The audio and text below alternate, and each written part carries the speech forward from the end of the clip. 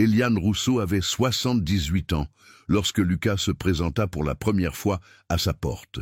C'était un ami de son petit-fils, Gabriel, ce jeune homme de 24 ans qui venait lui rendre visite une fois par mois, plus par obligation familiale que par véritable désir. Lucas avait 23 ans, des cheveux blonds ébouriffés, des yeux bleus empreints d'une mélancolie ancienne et un sourire qui illuminait tout son visage. Il était venu parce que Gabriel avait égaré la clé de l'appartement quelque part entre Paris et Dinan, cette ville médiévale bretonne de pierre où Éliane vivait depuis 15 ans, depuis son veuvage. Ce jour de juin, Gabriel était irrité et se plaignait des embouteillages, de la chaleur et des désagréments liés à ce voyage. Lucas le suivit dans la maison de 3 étages qui surplombait la Rance, observa les lieux avec une curiosité sincère et déclara que l'endroit était incroyable. Éliane venait de préparer de la limonade et lui en proposa. Gabriel refusa, expliquant qu'il devait partir bientôt. Ils avaient une soirée à Rennes. Lucas accepta. Il s'assit dans la vieille cuisine aux carreaux bleus et vida son verre d'un trait, tout en posant des questions sur la maison, sur Dinan et sur la durée de son séjour. Il y avait dans son attention quelque chose qu'Éliane n'avait pas reçu depuis des années. Non pas l'attention polie de quelqu'un qui se conforme aux convenances, mais un intérêt sincère. Il voulait savoir si elle aimait vivre seule dans une si grande maison. Elle répondit par l'affirmative, ajoutant qu'elle s'y était habituée, que le silence était une meilleure compagnie que la plupart des gens. Il rit et dit qu'il comprenait parfaitement. Gabriel les interrompit, disant qu'ils devaient partir. Lucas la remercia pour la limonade, disant que c'était un plaisir de la rencontrer. Sur le seuil, il se retourna et lui demanda s'il pourrait revenir un jour, qu'il envisageait de passer l'été à Dinan pour travailler comme graphiste indépendant, et qu'il serait agréable de rencontrer quelqu'un en ville. Éliane lui dit qu'il pouvait revenir quand il le voulait. Gabriel leva les yeux au ciel, sans rien dire. 2 semaines plus tard, Lucas arriva seul. Il avait un ordinateur portable et un sac à dos, expliqua qu'il avait loué une minuscule chambre près du centre, que la connexion Internet était déplorable, et lui demanda si cela la dérangeait qu'il travaille là quelques après-midi, en la rémunérant bien sûr. Elle lui répondit que ce n'était pas nécessaire, que la maison était de toute façon trop vide. Il lui adressa ce sourire radieux et dit qu'il se rattraperait en lui tenant compagnie. Il commença à venir 3 fois par semaine. Il s'installait à la table du salon donnant sur la rivière et travaillait en silence pendant 2 ou 3 heures. Éliane faisait ce qu'elle faisait toujours. Elle lisait, s'occupait du petit jardin à l'arrière, préparait des repas simples, mais sa présence changeait quelque chose à ce silence. Il le rendait moins pesant. Parfois, il interrompait son travail et venait à la cuisine préparer du café. Il lui demandait si elle en voulait. Elle en voulait toujours. Ils s'asseyaient ensemble à table et parlaient de choses et d'autres. Il lui parlait de clients difficiles. Elle lui parlait des voisins excentriques de Dinan. C'est en juillet que tout a basculé. Éliane était au jardin, en train d'arracher une mauvaise herbe tenace, quand soudain son dos s'est bloqué. Une douleur aiguë l'a paralysé, incapable de se redresser. Lucas a entendu son petit cri étouffé, a laissé tomber son ordinateur portable et a accouru. Il l'a aidée à se relever avec précaution, son bras puissant autour de sa taille pour la soutenir. Il l'a emmenée à l'intérieur, l'a installée sur le canapé et lui a demandé où elle avait mal. Elle a répondu que c'était juste un vieux mal de dos qui se réveillait avec le temps. Il lui a dit qu'il avait suivi une formation en massage thérapeutique des années auparavant et qu'il pouvait l'aider si elle le lui permettait. Éliane hésita. L'idée de ses mains sur son dos lui paraissait trop intime. Mais la douleur était bien réelle, et l'orgueil lui semblait un luxe futile. Elle accepta. Il lui demanda de s'allonger sur le ventre sur le canapé. Il s'agenouilla près d'elle, posa ses mains sur le tissu fin de sa robe d'été et commença à masser ses muscles tendus, d'une pression ferme mais douce. Éliane ferma les yeux. Elle essaya de ne pas penser au temps qui s'était écoulé depuis la dernière fois que quelqu'un l'avait touchée ainsi. Elle essaya de ne pas penser à la chaleur, à l'habileté et à la délicatesse de ses mains. Un quart d'heure plus tard, lorsqu'il eut terminé, la douleur avait considérablement diminué. Elle le remercia. Il dit que ce n'était rien. Mais quelque chose avait changé. Une nouvelle complicité s'était installée entre eux. Les jours suivants, Eliane se rendit compte qu'elle lui prêtait plus d'attention, à la façon dont ses doigts volaient sur le clavier de l'ordinateur portable, la façon dont il se mordait la lèvre inférieure en se concentrant, à son petit rire lorsqu'il lisait quelque chose d'amusant.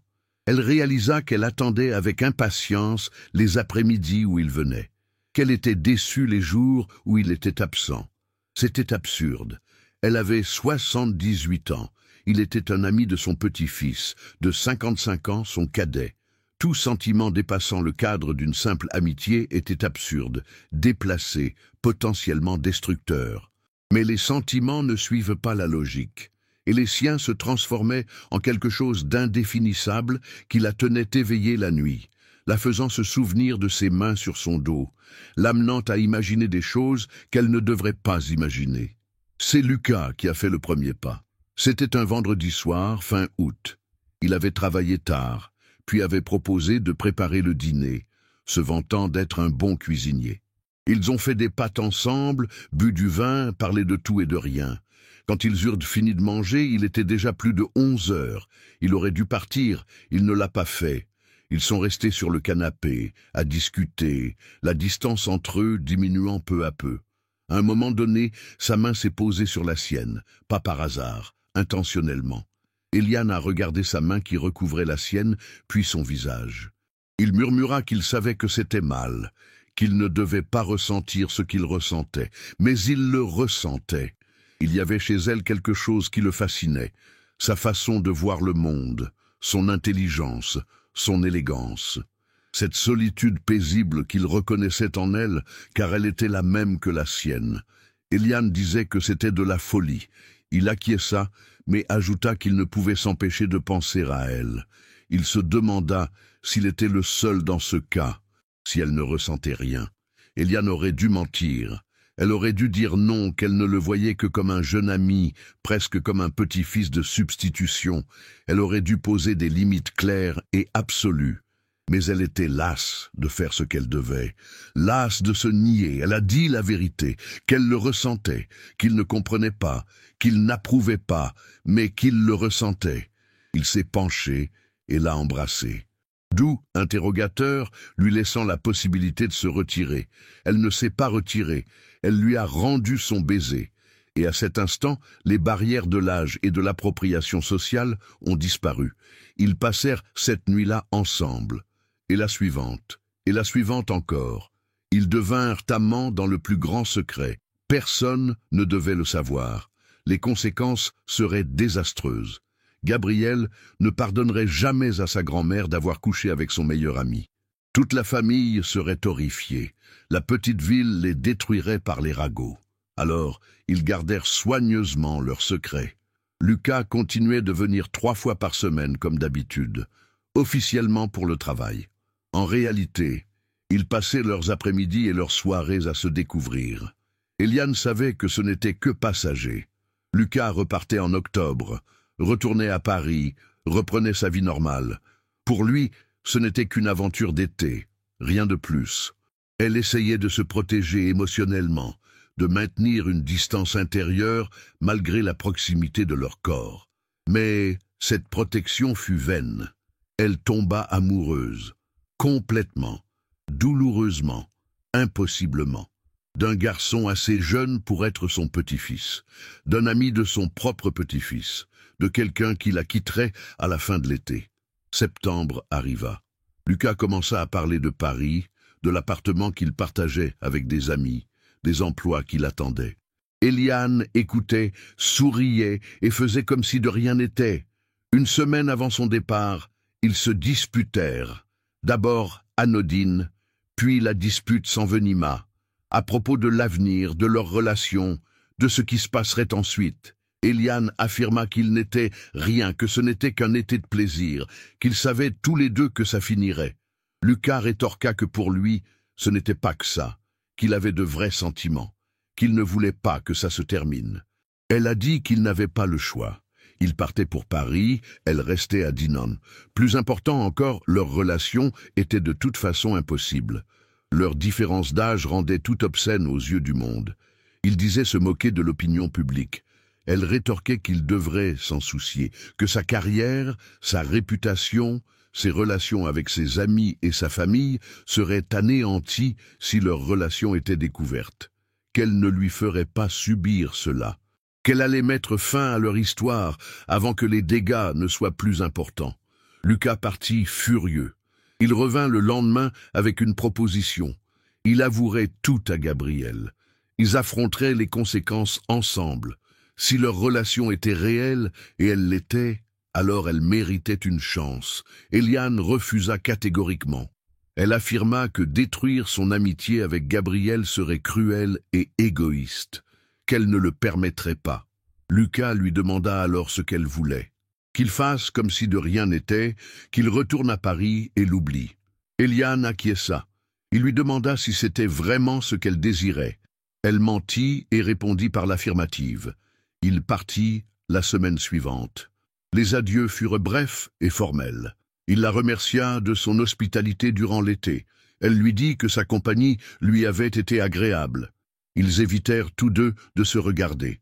Lorsque la porte se referma derrière lui, Eliane s'assit par terre dans le salon et pleura pour la première fois depuis des années. Non pas des larmes discrètes, mais des sanglots violents qui la secouaient de tout son corps. Elle pleurait un amour qui n'aurait jamais dû exister. Elle pleurait une solitude qui allait revenir, plus intense que jamais, car elle savait ce qu'elle était en train de perdre. Octobre et novembre s'écoulèrent dans une brume grise. Eliane reprit ses habitudes, lire, jardiner, vivre en silence. Mais la maison semblait désormais morte. Chaque pièce abritait des souvenirs de Lucas. Le canapé où ils faisaient l'amour, la table où ils travaillaient, la cuisine où ils cuisinaient ensemble. Elle essayait d'aller de l'avant, mais c'était comme marcher avec une jambe cassée. Possible, mais douloureux à chaque pas. Gabrielle était venu lui rendre visite en décembre.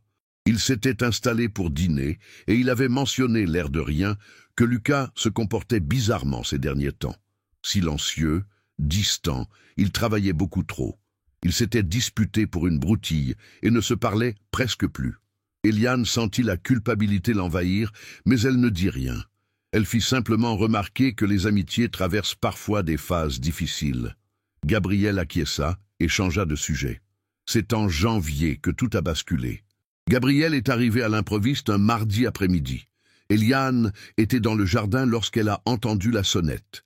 Elle a ouvert et a trouvé son petit-fils sur le seuil, l'air indéchiffrable. Un mélange de colère, de confusion et de dégoût. Il a demandé s'il pouvait entrer. Elle l'a laissé faire. Il est entré et s'est tourné vers elle. Il a dit que Lucas avait tout avoué. La veille au soir, ivre après sa rupture avec sa copine, il avait parlé de son été à Dinan, de sa relation avec la grand-mère de Gabrielle, de son amour pour une femme de 78 ans, de la façon dont cela l'avait détruit, de son retour à Paris et de son geste de faire comme si de rien n'était. Gabrielle a dit qu'au début, il avait cru à une mauvaise blague. Puis il avait compris que Lucas était sérieux, qu'il était vraiment impliqué avec elle. Eliane ne le nia pas. C'était inutile de le nier. Elle confirma qu'ils avaient bien eu une relation pendant l'été, que cela s'était terminé à son retour à Paris, qu'elle ne l'avait pas planifié, qu'elle ne l'avait pas recherché, mais que c'était arrivé. Gabrielle lui demanda comment elle avait pu faire ça. Comment avait-elle pu coucher avec son ami, un garçon 2 fois plus jeune que lui, et encore moins avec le sien? Eliane répondit qu'elle n'avait aucune explication qui puisse le satisfaire, qu'elle savait que c'était mal, mais que les sentiments n'obéissent pas aux règles. Gabrielle a dit qu'il était dégoûté, qu'elle était vieille, que Lucas était assez jeune pour être son arrière-petit-fils, que c'était prédateur, dégoûtant, qu'il n'avait jamais imaginé que sa grand-mère soit capable d'une chose pareille. Il lui a demandé si elle avait profité de Lucas, si elle l'avait manipulé. Eliane a répondu que non, que Lucas avait été le premier à manifester de l'intérêt, que la relation était pleinement consentie, qu'elle avait même essayé d'y mettre fin à plusieurs reprises, mais qu'il avait insisté. Cela sembla rendre Gabriel encore plus furieux. Il dit que Lucas était jeune, perdu, et qu'il cherchait manifestement une figure maternelle au mauvais endroit, qu'elle, plus âgée et plus sage, aurait dû refuser dès le départ, qu'il était de sa responsabilité de fixer des limites. Eliane reconnut qu'il avait raison, qu'elle avait échoué, qu'elle regrettait d'avoir blessé Gabriel et peut-être Lucas aussi. Mais elle ne pouvait pas le regretter pleinement, car les mois passés avec Lucas avaient été plus heureux que n'importe quelle autre période depuis la mort de son mari. Gabriel a dit qu'il ne voulait rien entendre. Il a dit qu'il partait, qu'il avait besoin de temps pour réfléchir, qu'il ne savait pas s'il pourrait lui pardonner. Il a demandé si quelqu'un d'autre était au courant. Elle a répondu non. Il a dit qu'il valait mieux en rester là, que le scandale ruinerait sa réputation à Dinant et la sienne à Paris, qu'elle devait promettre de ne plus jamais revoir Lucas. Eliane a hésité, Gabriel a attendu.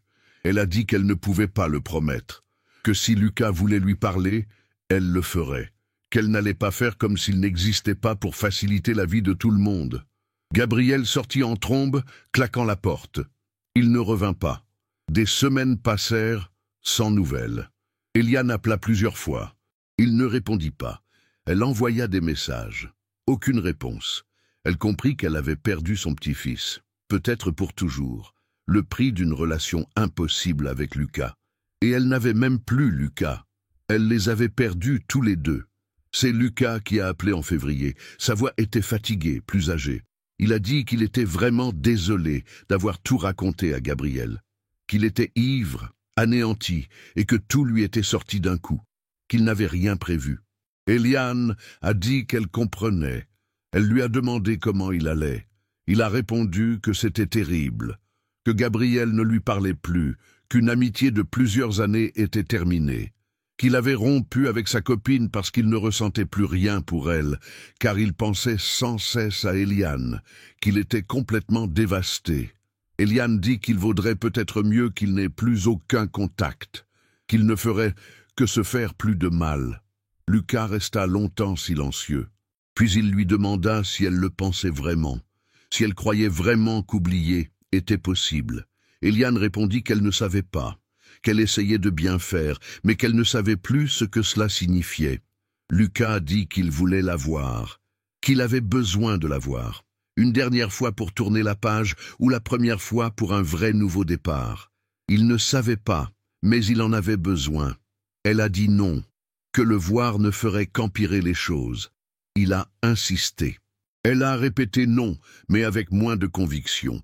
Il a dit qu'il allait de toute façon à Dinant pour le week-end, qu'il serait devant chez elle samedi midi, que si elle voulait le voir, il lui suffisait d'ouvrir la porte. Sinon, il comprendrait et partirait pour toujours. Il a raccroché avant qu'elle puisse répondre. Samedi arriva. Eliane se réveilla résolue à ne pas ouvrir la porte. Elle allait le laisser attendre, partir, refaire sa vie. C'était la meilleure chose à faire. Mais midi sonna et elle entendit une voiture s'arrêter devant chez elle. Elle regarda par la fenêtre. Lucas était là, appuyé contre la voiture, les mains dans les poches. Il attendait. 10 minutes passèrent. Il ne bougea pas. 20 minutes. Toujours là. Une demi-heure. Il commença à pleuvoir, cette fine pluie bretonne qui vous trempe jusqu'aux os. Il ne monta pas dans la voiture. Il resta là, immobile, trempé par la pluie. Eliane n'en pouvait plus. Elle ouvrit la porte. Il leva les yeux, le visage ruisselant de pluie, peut-être aussi de larmes. Elle lui dit d'entrer. Il entra. Ils restèrent un moment dans le couloir à se regarder. Il lui dit qu'il l'aimait, qu'il savait que c'était de la folie, que cela n'avait aucun sens, que le monde entier le jugerait. Mais il l'aimait, il en était sûr. Eliane lui dit qu'elle l'aimait aussi, qu'elle avait essayé de ne pas l'aimer, mais qu'elle avait lamentablement échoué. Il lui demanda ce qu'ils allèrent faire ensuite. Elle répondit qu'elle n'en savait rien, que Gabriel ne lui pardonnerait jamais, que sa famille la rejetterait probablement, que les habitants de Dinant lui rendraient la vie insupportable s'il l'apprenait, que, pour des raisons pratiques, il valait mieux ne rien tenter. Lucas dit qu'il comprenait tout cela. Il demanda si, malgré tout, cela en valait la peine, si leur amour valait la peine d'affronter tout cela. Eliane regarda le jeune homme debout dans sa chambre, ses cheveux ruisselant d'eau sur le sol, ses yeux mêlant espoir et peur. Elle repensa aux mois de solitude depuis son départ. Elle repensa aux années de solitude avant son arrivée. Elle pensa qu'elle avait 78 ans, que le temps pressait, que gaspiller un amour véritable par peur du jugement était une tragédie pire que n'importe quel scandale social. Il a dit oui, que ça en valait la peine, qu'il ne savait pas comment ça se passerait, que ce serait difficile, compliqué et parfois douloureux, mais qu'il voulait essayer. Il a traversé la pièce et l'a embrassée, désespéré, soulagé, heureux. Quand ils se sont séparés, ils pleuraient tous les deux. Non pas de tristesse, mais de soulagement d'avoir enfin cessé de lutter contre l'inévitable. Lucas s'installa à Dinan 2 semaines plus tard. Officiellement, il loua un petit appartement, mais passait la plupart de ses nuits chez elle. Il travaillait de chez lui, évitant le centre-ville où ils auraient pu être vus ensemble. Ils gardaient leur relation discrète. Ce n'était pas un secret complet comme l'été précédent, mais ce n'était pas non plus public. Gabriel ne leur adressa la parole ni à l'un ni à l'autre pendant 6 mois. C'est sa mère, la fille d'Eliane, qui finit par intervenir. Elle appela en août, disant qu'elle devait parler.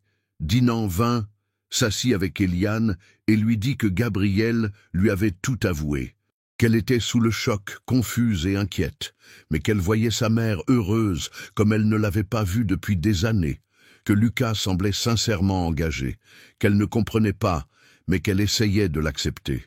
Il dit qu'il convaincrait Gabriel de leur parler au moins, pas de pardonner immédiatement, mais de parler, de leur donner une chance. 3 semaines plus tard, Gabriel se présenta. Tous 3 s'assirent dans la pièce où tout avait commencé. Gabriel dit qu'il y avait beaucoup réfléchi, qu'il trouvait toujours la situation étrange, gênante, difficile à comprendre, mais qu'il voyait bien qu'ils étaient tous 2 adultes, qu'ils avaient fait ce choix en toute conscience, que son amitié avec Lucas était brisée, mais qu'il pourrait peut-être reconstruire quelque chose avec le temps, qu'il ne couperait pas complètement les ponts avec sa grand-mère, malgré sa déception. Ce fut le début d'une lente réconciliation. Gabriel évitait toujours Lucas. Les conversations étaient difficiles, mais au moins, il parlait. Eliane savait qu'elle ne redeviendrait jamais celle qu'elle était, mais au moins, elle n'avait pas complètement perdu son petit-fils. Les mois passèrent. Eliane et Lucas construisirent une vie ensemble. Étrange, anticonformiste, mais la leur. Les habitants de Dinan finirent par l'apprendre. Les réactions allèrent du choc à la curiosité, en passant par une désapprobation silencieuse.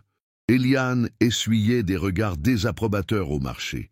Lucas ignorait les commentaires malveillants. Pour leur premier anniversaire officiel, Lucas lui demanda si elle le regrettait. Il regrettait de lui avoir avoué ses sentiments, de l'avoir laissé revenir, d'avoir choisi un amour qui lui avait tant coûté. Eliane le regarda et répondit non, pas une seconde. Que leur amour était improbable, déplacé aux yeux de beaucoup, voué à mal finir, car elle mourrait des décennies avant lui. Mais il était réel, et le véritable amour méritait d'être vécu quel qu'en soit le prix. La confession de Lucas à Gabriel avait détruit certaines choses, mais en avait aussi libéré d'autres. Elle avait fait jaillir la vérité de l'ombre où elle se cachait. Elle leur avait donné l'occasion d'essayer vraiment, au lieu de vivre dans le regret. Eliane avait 79 ans à présent, Lucas 24. Leur différence d'âge était scandaleuse. Mais lorsqu'ils étaient ensemble, cette différence s'effaçait. Ils n'étaient que 2 êtres qui s'aimaient contre vent et marée. Et cela devait suffire, car c'était tout ce qu'ils avaient, et tout ce dont ils avaient besoin.